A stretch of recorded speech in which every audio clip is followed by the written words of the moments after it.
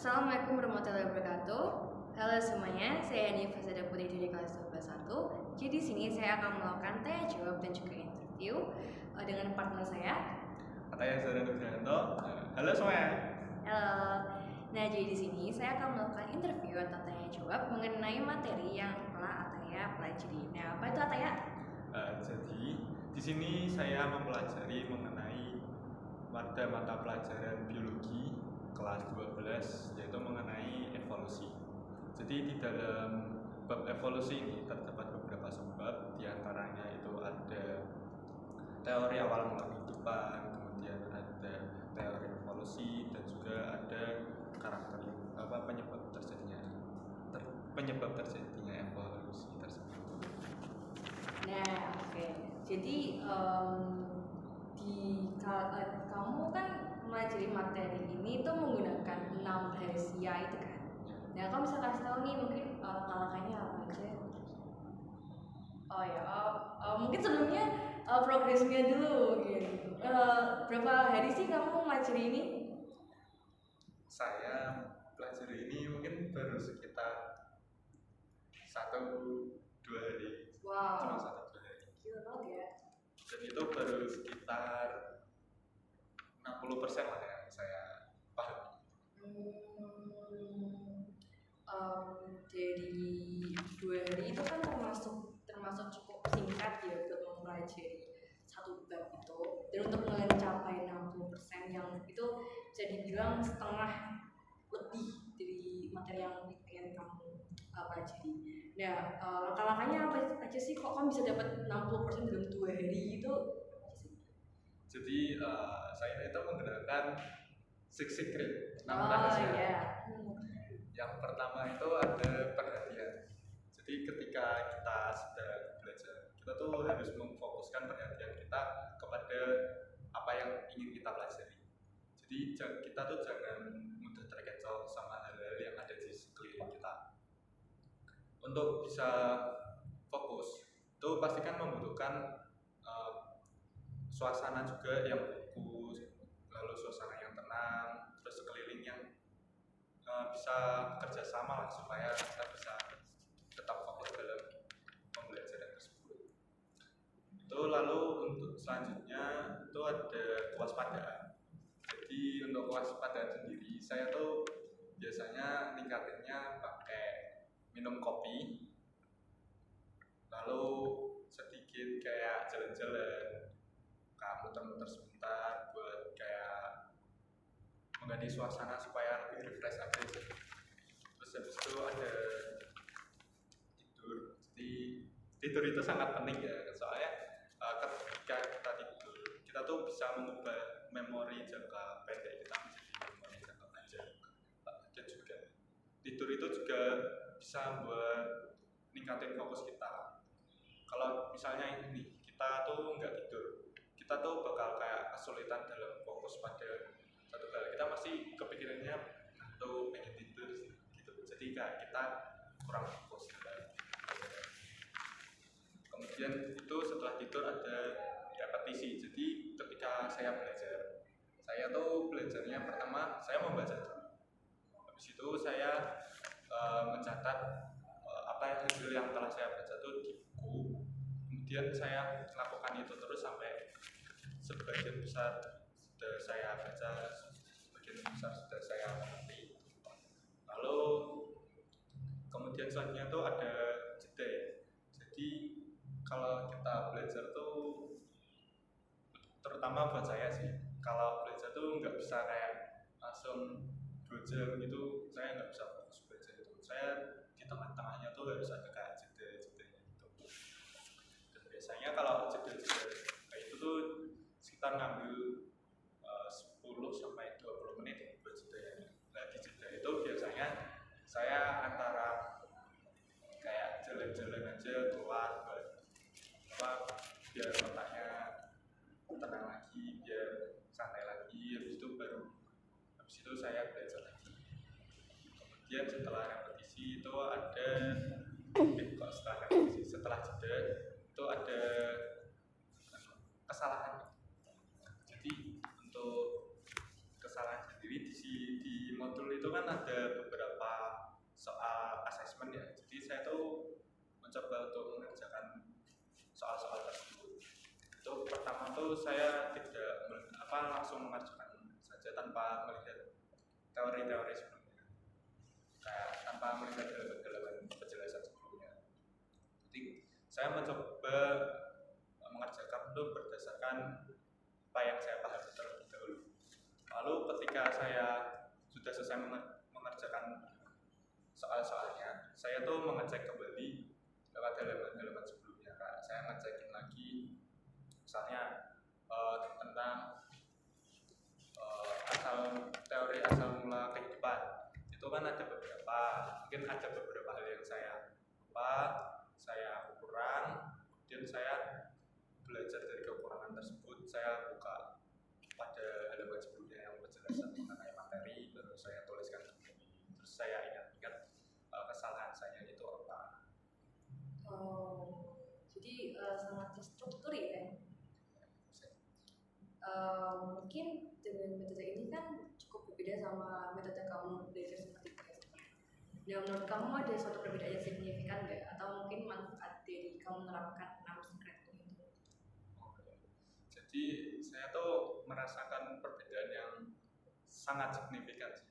Jadi waktu dulu itu saya belajarnya hanya kayak membaca saja tanpa melakukan kayak menulis ulang atau hal-hal yang lain yang tadi saya sebutkan tadi. Jadi kadang-kadang saya belajarnya sambil ngantuk, sambil kayak nggak bisa fokus gitu. Alhasil itu kayak hasil belajarnya itu kurang. Kayak waktu misalnya ulangan saya suka tiba-tiba ngeblank, saya suka lupa apa materi yang saya telah pelajari. Kemudian setelah saya menggunakan cara belajar ini tuh jadi kayak lebih bisa menambah lebih ingat gitu sama materinya. Jadi nggak gampang lupa. Habis itu karena saya mengerti mengenai materinya juga, saya bisa kayak langsung mengerjakan terus gitu tanpa rasa kayak panik gitu. Jadi kayak lebih tenang aja karena kayak udah ada hasil belajar di pikiran saya. Kalau dilihat dari penjelasan kamu kan secret ini tuh sangat-sangat efektif. Ya selama kamu ngelakuin itu tuh ada kendala. Kalau kendalanya sih pasti ada ya. Salah satu kendalanya itu di bagian tidur gitu. Karena di semester ini tuh tugasnya cukup banyak, apalagi tugas-tugas yang berhubungan dengan kayak proposal dan yang lainnya itu kayak menyita banyak waktu sekali. Jadi kadang-kadang waktu tidurnya itu kepotong banyak, mungkin cuma tidur 4 jam, tidur 3 jam, cuma sekitar segitu aja. Lalu untuk hal-halnya ya mungkin gara-gara kesulitan untuk tadi ada masalah dengan tidurnya, fokusnya ada di mana. Oh gitu. Oh jadi pengaruhnya ke fokusmu gitu ya. Tapi selama kamu melakukan secret itu baik-baik aja kan? Maksudnya nggak ada kendala yang benar-benar banyak banget efeknya ke kamu? Oke, masuk ke materi ya, mungkin dari apa yang udah kamu pelajari. Nah, jadi aku udah bacain tentang evolusi. Menurut kamu itu asal usul kehidupan menurut kamu sendiri itu apa? Jadi itu asal mula kehidupan tuh saya pikirnya karena saya umat beragama, jadi saya memikirkan kalau Tuhan itu menciptakan manusia, menciptakan dunia, yang menciptakan dunia dan seisinya. Terus lalu kalau berdasarkan dengan apa yang telah saya pelajari, jadi asal mula kehidupan itu ada beberapa. Di antaranya itu ada abiogenesis. Jadi itu asal mula kehidupan yang terjadi karena benda mati. Jadi misalnya kayak orang yang mengemukakan ini tuh kalau nggak salah Aristoteles. Jadi dia tuh kayak melakukan percobaan dengan merendam kemudian air rendamannya dibiarkan. Jadi di situ kalau berdasarkan percobaannya itu akan tumbuh bakteri-bakteri dan hal-hal yang lainnya. Jadi dipikirnya tuh kayak batang-batang padi tadi, benda tak hidup tadi itu bisa menciptakan sebuah kehidupan. Lalu ada lagi teori biogenesis. Jadi itu teori yang menjelaskan bahwa asal mula kehidupan itu berasal dari benda hidup. Itu contohnya kayak waktu misalnya merebus air kaldu, habis itu setelah hasil rebusannya selesai ditutup, dibiarkan selama seminggu, itu tidak ada tanda-tanda adanya makhluk hidup. Tapi ketika tutupnya itu dibuka lalu dibiarkan seminggu, itu baru ada kehidupan. Jadi kalau misalnya ada larva-larva, ada suatu hal dari makhluk hidup itu masuk ke air kaldu yang selanjutnya.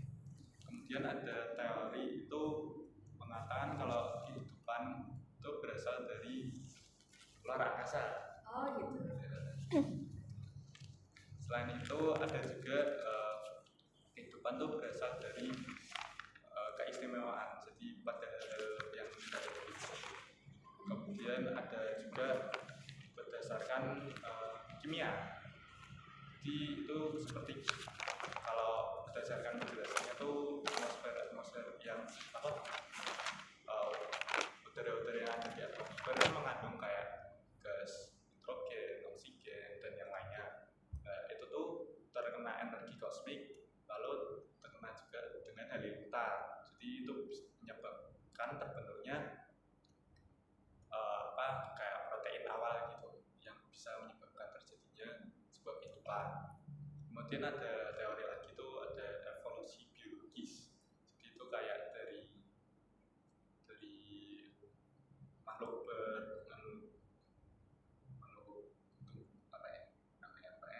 terus berevolusi aja dari makhluk yang sangat sederhana menjadi yang kompleks sekarang.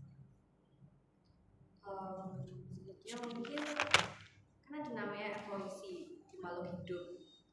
Nah sebenarnya evolusi itu karena apa sih?